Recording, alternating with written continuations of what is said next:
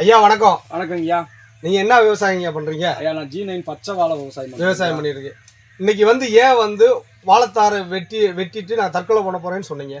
ஐயா கடுமையான விலை வீழ்ச்சிங்கய்யா. ஒரு 25 நாளைக்கு முன்னாடி, ஒரு மாசத்துக்கு முன்னாடி இந்த தேனி மாவட்டம் இந்த கூடலூர்ல 30 ரூபா வரைக்கும் 25 ரூபா வரைக்கும் வித்துக்கு இருந்த காய் இன்னைக்கு 6 ரூபாய்க்கு 7 ரூபாய் கொள்முதல் பண்றாங்க வியாபாரிங்க. அப்படின்ற சூழ்நிலையில எனக்கு வாழைக்கு 400 ரூபா வரைக்கும் செலவு வருது. ஆனா இன்னைக்கு விற்கிற விலைவாசிக்கு 150 ரூபா எனக்கு கைக்கு சேருது. 25 கிலோ தாறு 6 ரூபாய்க்கு வெட்டினா 250 ரூபா கை சேருது, 150 ரூபா கை சேருது. அப்ப எனக்கு நஷ்டம் வருது.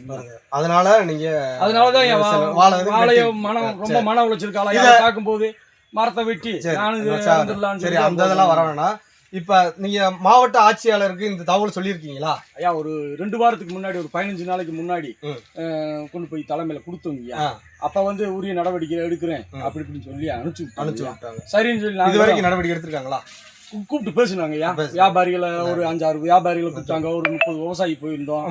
அதுக்கான ஒப்புமை பார்த்தாங்க, சொல்லி பார்த்தாங்க, எல்லாமே ரெடி பண்ணாங்க. அதுக்கு உண்டான தீர்வு வரல. அதுக்கு உண்டான தீர்வு இல்லைங்கய்யா. இல்ல இது எதனால் இந்த பச்சை வாழைக்கு மட்டும் விலை வீழ்ச்சி ஏற்பட்டுச்சு? என்ன காரணம், ரீசன் ஏதாவது தெரியுமா? ஐயா வெளி மாநிலத்துல இருந்து காய் ஆந்திராவில இருந்து சொல்லிங்கய்யா. அங்க 3 ரூபாய்க்கு 4 ரூபாய்க்கு வெட்டுன்னு சொல்றாங்கய்யா.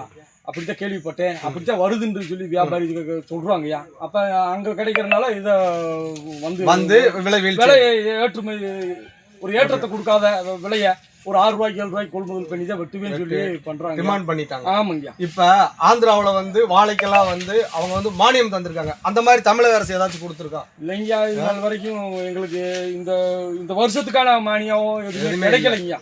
மானியமே வேணாம், விலை வேணும் எங்களுக்கு. அப்படியா? உரிய விலை இருந்தா கூட போதுங்கய்யா. அது நாங்க லாபம் சம்பாதிக்கிற நோக்கத்துல சொல்லலைங்கய்யா. ஏதோ மீண்டும் அடுத்த வருஷம் விவசாயம் பண்ணுன்ற எண்ணத்துல இந்த விலையை கூட்டி கொடுத்தா தான் நான் பட்டக்கடன் அடைக்க முடியும்.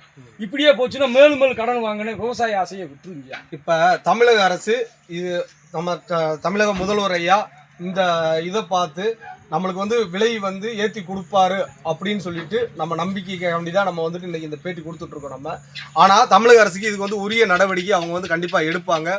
ஒரு விவசாயியுடைய தற்கொலையை நம்ம கண்டிப்பா நாங்க தடுத்து, இப்ப நாங்க முல்லைச்சாரல் விவசாய சங்கத்திலிருந்து நாங்க தற்கொலையை தடுத்து நிறுத்தியிருக்கோம். இது தமிழக அரசு செய்ய வேண்டியது.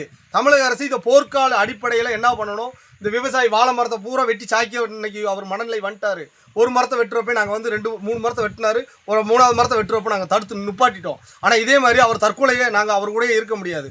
தயவு செய்து தமிழக முதல்வர் ஐயா அவர்கள் உடனடியாக போர்க்கால அடிப்படையில் இந்த விவசாயிகளுக்கு G9 வாழை விவசாயிகளுக்கு உரிய நடவடிக்கை எடுக்கணும். இல்லாட்டி நாங்கள் மன்றாடி நாங்கள் கேட்டுக்கொள்கிறோம் முதல்வர் ஐயா அவர்களை.